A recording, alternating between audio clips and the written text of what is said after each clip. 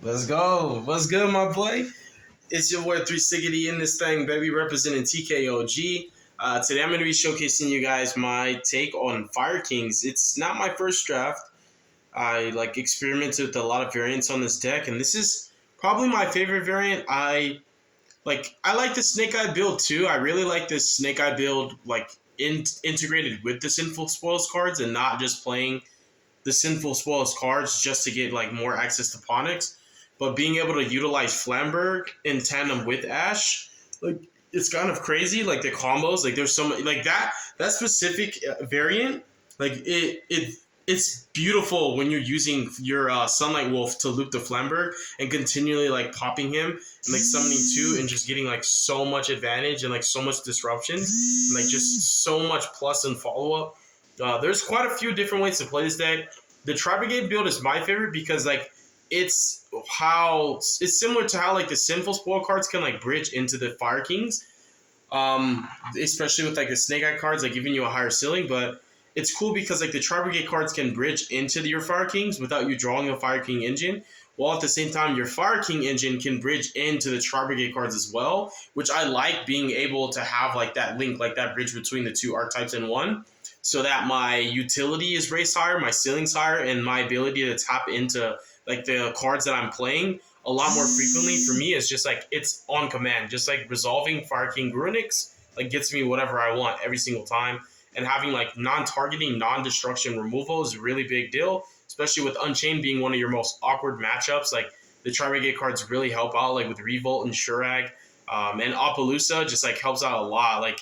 The deck's really powerful and it does a lot with very little. I do think that it's pretty resilient to hand traps. It does have a very, very high ceiling going first. It's pretty good going second. But I also built this deck to be able to set up turn zero plays, because I feel any deck that can do that, you should capitalize on that. The advantage, the fact that Labyrinth and Tearlament have turn zero plays and Rescue Ace has turn zero plays with Impulse. It's a really, really big deal. And I think that when a deck is able to do that, it's in tandem with your hand traps, playing your engine on turn zero is so broken to me. So I built the deck to consistently do that as well. So let's get into the list, you guys. This is Fire Brigade. This is Fire King Brigade. We're going to start with starters. Going second cards, engine requirements. You guys know I'm OCD with how I structure my deck profiles. I'm always organized with it. So we're going to go with starters first. Yeah, I think this deck's really cool. It's really strong, very fun. And it's going to get way, way better. It's nowhere near its final form, but it's still able to compete right now. So we're playing 3 copies of Ponix. We're playing 3 copies of Sanctuary. I think these cards are integral, and whenever I open Sanctuary or any way to get into Fire King Island, I think the Ponix gets infinitely better in my opinion when you're not using it to actually access this card. It's Ponix then becomes a disruption by itself, a going second card as well. So this card and it's so easy to force this to resolve, especially with Karen. This card's kind of crazy going second. This deck can dodge targeting disruptions. In the Rescue Ace matchup, this deck going second is so good. Also against the Unchained board, being able to not only dodge the Soul of Rage, but being able to consistently deal with the what's the guy's name? The freaking Caesar, which is just really, really dope.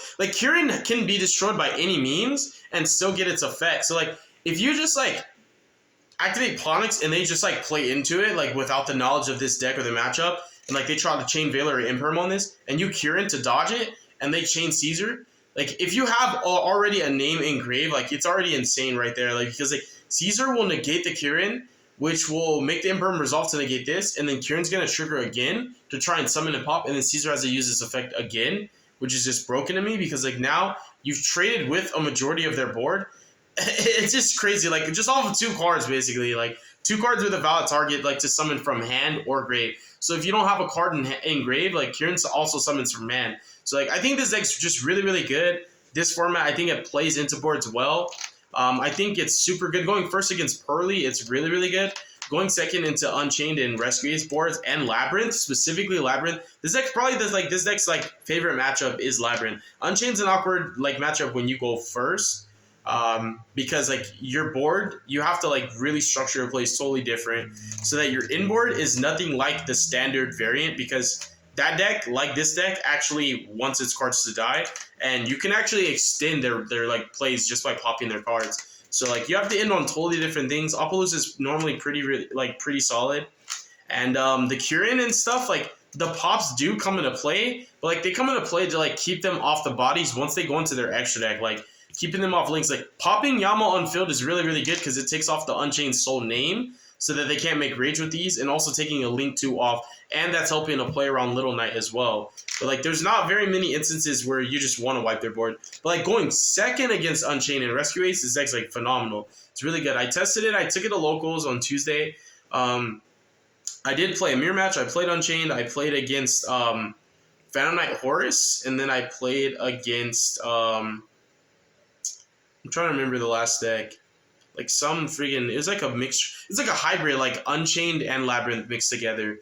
And my loss was actually in the second round, which was the mirror match. He knew the deck way better than me. Like he tested it more. I only tested this deck for like a few days, but I learned a lot really fast. I gleaned a lot. I'm sorry that I'm not continuing. These cards are just so good. This deck is really cool. It's really fun. And it just conveniently has awkward interactions that makes it so good in the format. And the interactions that that are aforementioned, these are not even all of them that make this deck so good, but those are just a few of them. More starters. I don't own the Sinful Spoil stuff, but I do own this card, and I figured it was like playing 2 copies of 1 for 1, but just a little bit better. So I figured why not? It doesn't hurt. Even if you have this and not the rest of the engine, you could like play 3 of this technically. It's still a pretty decent card. And like with Tinky and like Sanctuary, you just get free value. It's like these cards replace themselves, and then you can just immediately use them for fodder for this. 3 Tinky. Tinky is a starter because of Fractal. Especially if you like crowed your opponent or you just have an extra name. Like Fractal will ensure that you get 3 names minimum into the grave. So if you have any other way to get a name, like Fractal literally goes straight into Shirag, and you can link the Shirag and the Fractal off, or whatever Tri-Brigade name you got off of the Nerval, and link those off into your Farragut, and then Fractals, what's his name? Shirag's effect can just search your Ponix, and you can summon Ponix off of the Farragut, and then just like Fire King combo with just Tri-Brigade cards. So like Tinky's still a starter, while also like being a resilient card because it does actually like insulate a lot of hand traps. Like every hand trap that's not imperm, technically, but also like hindsight, like 2020 hindsight, you could search Wrong Bali as well, like which is just crazy. So like you can play around back rows, and like this card is it's really good going second. Like it doesn't look like it's crazy, but normal summon Arvada or normal summon Wrong Bali or special Wrong Bali just kind of gets crazy because like now any interruption your opponent has to be doubled up on. So like they have to have double hand trap, double negation, like, and the effect like that target are just not that great against this deck because of Skyburn and Kirin, which is just ridiculous. So we play 2 Fractal 2 Kit. The fact that these are fire means that on field, these cards have never been able to dodge Veil or Imperm, but now they can because Kirin pops any fire monster. So like now the fact that like the way these cards work is just crazy. The synergy is beautiful.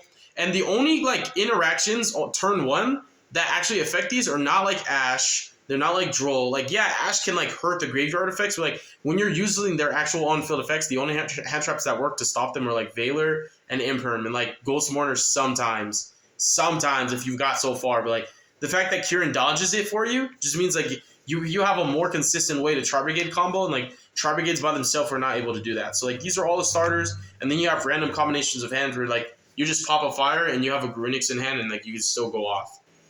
So yeah, really cool. You can even Fractal dump your Ponix, and then you can Kirin it back and just still get Ponix effects. So there's so many ways that you can start your plays, even if you don't draw the right starters. Just a combination of any multiple cards just really could still get you there. And then I play 3 Grunix. I think this card is just so nutty, specifically for turn 0 plays. Like if I wasn't focusing on like such a reactive like build, I think this card's cool at 2. You really don't want to ever play it at 1 in my opinion.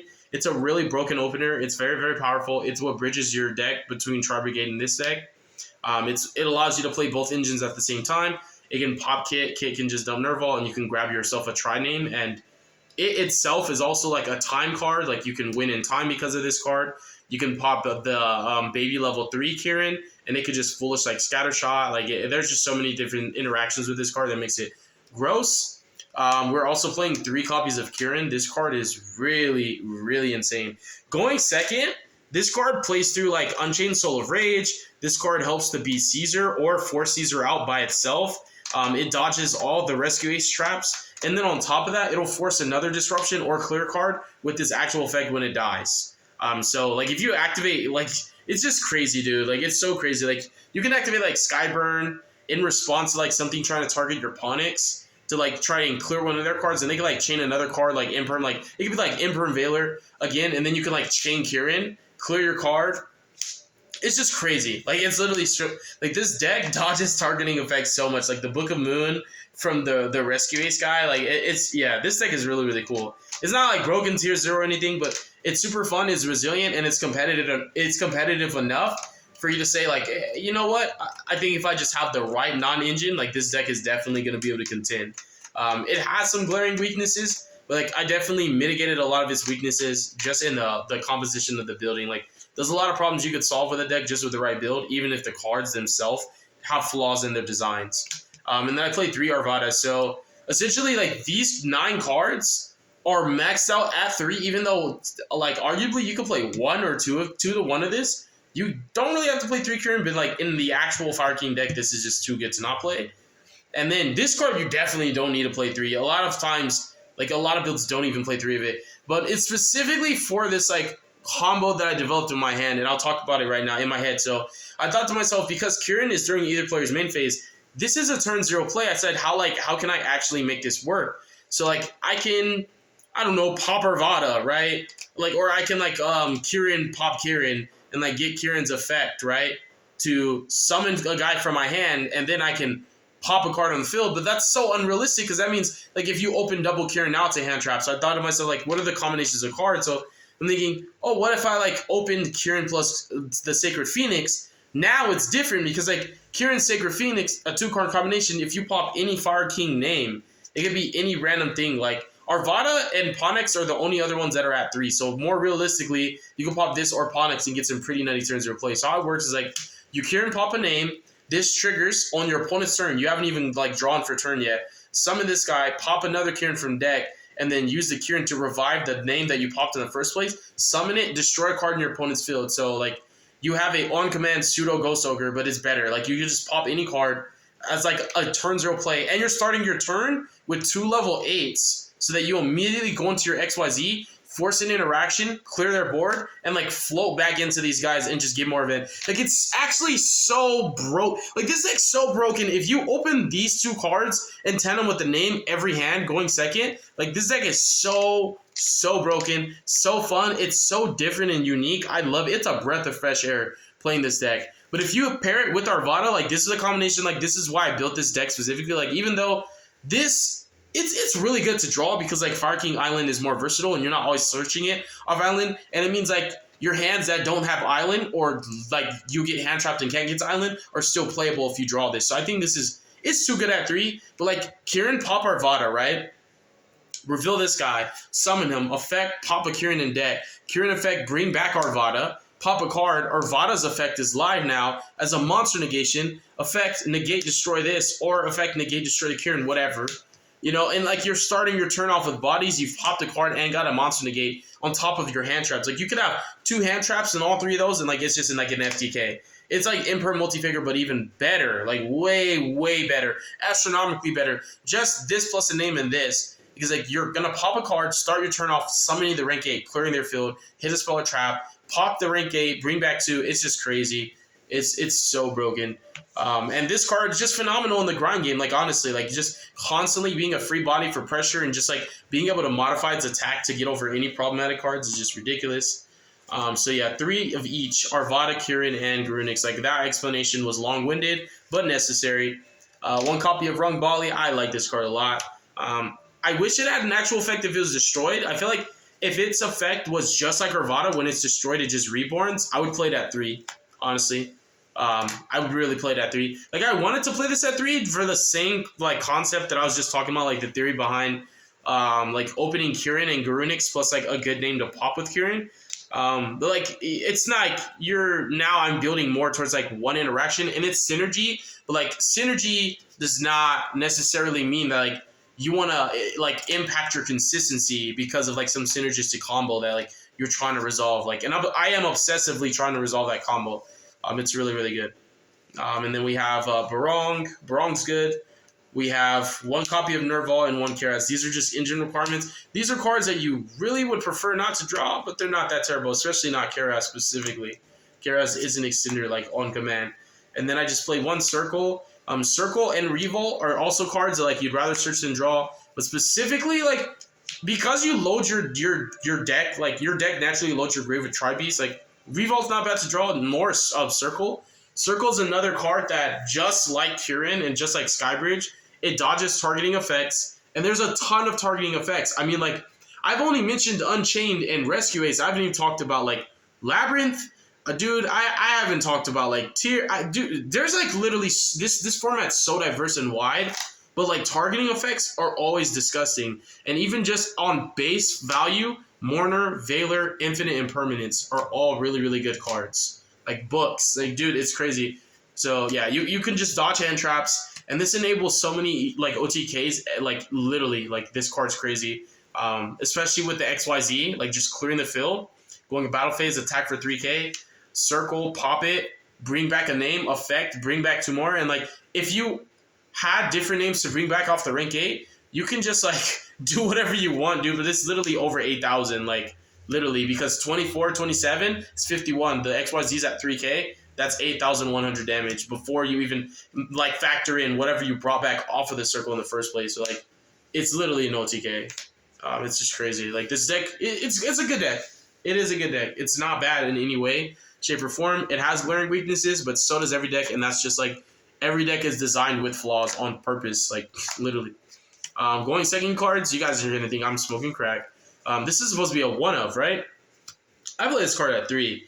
I think this card is astronomically better to draw than any singular hand trap. Like, I do play, I play Ash, I play Imperm, I play Veiler and Crow. I just play Crow because, like, you can actually revolt on your opponent's turn, summon Shurag, and then banish one of their cards. And that's normally to protect your Apollousa when you're done using your Apollousa. At any time, you can Sanctuary into the rank 8, blow up your field and theirs, and get Shurag to search a Crow, so that now it's like Shurag banish, Apollousa triple monster negate, wipe the field with the rank 8, search a Crow. It adds an extra disruption to your inboard. And you can search it turn 1 if you already have Ponix Axis, which just gives you, like, more insulated inboards and more ways to, like, play around non-engine. Card's just really, really good. It's insane against Rescue Ace. It's super funny that, like, one Crow can, like, be the difference between them being able to summon Turbulence or not. And, like, one Crow well-timed against Unchained is kind of nutty. Like, specifically, like, Shyama's Graveyard Effect activating, just like Chain Crow, nuts. And then, like, they're done. No more Shyama for the rest of the game. Like, you're not even getting Caesared. And then, like, Skyburn, it's a similar, like, varying concept with the, we'll just put all these here. Like, this is one of my favorite synergies with this deck. Like, one of my favorite things about it is that, like, it so consistently and frequently dodges effects. Like, it dodges targeting effect negation, and it dodges targeting in general. And then this also helps to be evenly matched, like, extremely well, because you're able to put cards that you want back in grave. Like, you don't want your cards banished, you want your cards in grave. So these cards specifically are literal going second cards. Like, they're literally going second cards. Like, Kirin, I don't care what anybody says. It's like a hand trap going second, but also, like, playing into boards. It literally dodges, like, Soul of Rage will now, like, be mitigated. Or the trap, like, mitigated, and immediately applies pressure on field. And, like, when you're chaining it to, like, the actual Solar Rage effect and it fizzles, they're not SP Little Knighting you anymore, like, which is crazy. And the fact that it just is literally forces Caesar both effects out is kind of just crazy, considering they have to use the Caesar to negate both effects. Otherwise, like, you're dodging, like, their Solar Rage, for example. The Skyburn is nuts because, like, it's not a hand trap, so it's totally different. It's just like Imperm. It plays into none of the tactics cards. It clears back row, so it's really insane against, like, back rows, especially, like, turn 1 setting it up against the Labyrinth deck. Even against Rescue Ace, like, Turbulence set 4, pop them, Like, this card is just so unprecedented when it's not searched and it's just a blind back row. Not a lot of people play around the 1-of, but I played at 3. I like it because not only does it help to insulate hand traps and it pushes aggressively into boards going second, but it is a starter when it's triggering cards like Barong, it's triggering Ponix, it's triggering the Garunix. and like summoning Kieran to dodge a targeting effect to immediately pop the Kieran and like clear another card, and then Kieran summon another name and pop another card. It's really, really nuts. I think this card is a 3 of, in my opinion. It's really, really broken. It's really gas. It has the potential to like, you literally can like Raigeki your opponent and Heavy Storm them at the same time if you actually set your combo up right. So I have a ton of reasons why I play this at 3. I think it's just way, way too good. This card is just absolutely phenomenal. It's a fire card, bro. Seriously. Like, it does everything going second. I'd rather have this than, like, Ash Imperm. I'd rather have this than 1 Nib. I'd rather have this than 1 Finra. I'd rather have this than 1 Talents. Like, honestly. If I have to choose one singular going second card to draw, it's this. Like, it plays around a lot. And the only things that can stop it are little hard negations. So, it's really good. Extra deck. We're just playing a lot of 1-ups. This card's actually really relevant. Not necessarily because his effect is good. It's like, okay. It's mostly like for your 3-name hands. When you have 3 names, you just banish 3, summon this guy, link it plus the body that made it into the Shurag, and you have any extender. You immediately turn that and the Shurag into like this chick and still search your Ponix. So like, I don't really like playing this guy. I don't think he's that great. I don't need like an extra card to like make my ground game better. My ground game's phenomenal.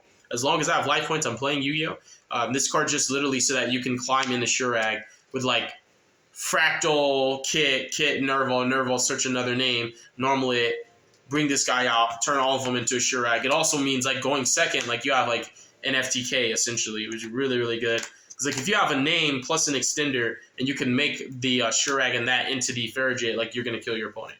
Guaranteed. Because that's going to be like access code plus double Dragon Lords and some. Almirage specifically because it is a fire, it can trigger your kit. But also like normally in Ponix to like get its effect negated to immediately link it off into an Almirage and like Circle of the Fire Kings, like to pop this and then bring back Kieran and effect of Sacred Phoenix to bring itself back and then like go, like it's just crazy. You can go off. Like it's so insane. So like this card came up like a lot. Not just in testing, but like at locals. It was just really, really cool. I like the card. I like it a lot. It's a fire, it triggers kit, and like it immediately gets you value. Anima, because people still play into it. Unfortunately, Unchained Soul of Rage does play into Anima, like every single time. Like you just put it under either one of its zones. And what's really cool is like the lines where they end on Chamber instead of Escape, because that plays around Nib better.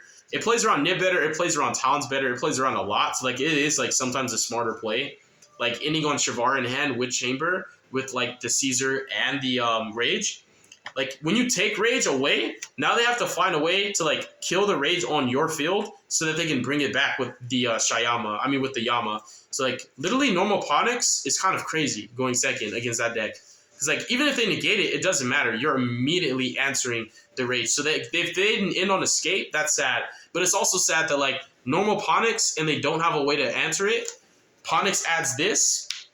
You immediately link Ponix off into the animal, or they escape it on res, and then you can just chain this, targeting the Ponix and whatever you want. Like, for example, Caesar, and that means you dealt with Escape and Caesar with 1 Ponix. One, bro. And you can still find a way to bring it back from the grave and then go into Anima anyways. So, like, I told you, this deck is better going second against Unchained than going first. Like, honestly, like, I'm telling you, bro, it's kind of nice. Hida, Appaloosa, Access Code, and then I play Double Rank 8. I play Double Rank 8 now because when I went to locals on Tuesday, this actually was a Baguska. It was Baguska, and then it was Amblewell. I realized that this card's just not that great when I'm consistently not ending on a link to actually bring it back. It's like, the idea is like Kieran pop this, bring back a link 3, and like then when you go into your rank 8, wipe the field, you destroy the link 3 or lower that this brought back, which triggers this other effect, banish and pop. But it's gonna be way better when we get Princess and the other Snake Eyes cards and like Bonfire too. So like I think Double Rank 8's better because it did come up against PK Horse and I literally lost the game 1 because of it. Like because I had the opportunity to use it again and I just didn't have the target. Zeus, we know our cards like to be destroyed, but like also there's other cards that like to be destroyed and you need to Zeus them. And then Dweller, like you can turn 1 Dweller and it's so much better against Unchained. Like you need a better inboard against Unchained. You need a better inboard against like tier limits too. Like Dweller's just better than just like blowing their cards up, which is sometimes what they want. That's pretty much it. We're like what? Well dang. that's pretty much it. I don't even think I have time to show you guys combos. But I will definitely, if the video gets up to 100 likes, I'll show you guys really, really, really cool combos and duels. God bless you. Make good choices. Don't let your brain cells. Stay tuned for future content. Y'all have a beautiful night. Class is dismissed. Peace.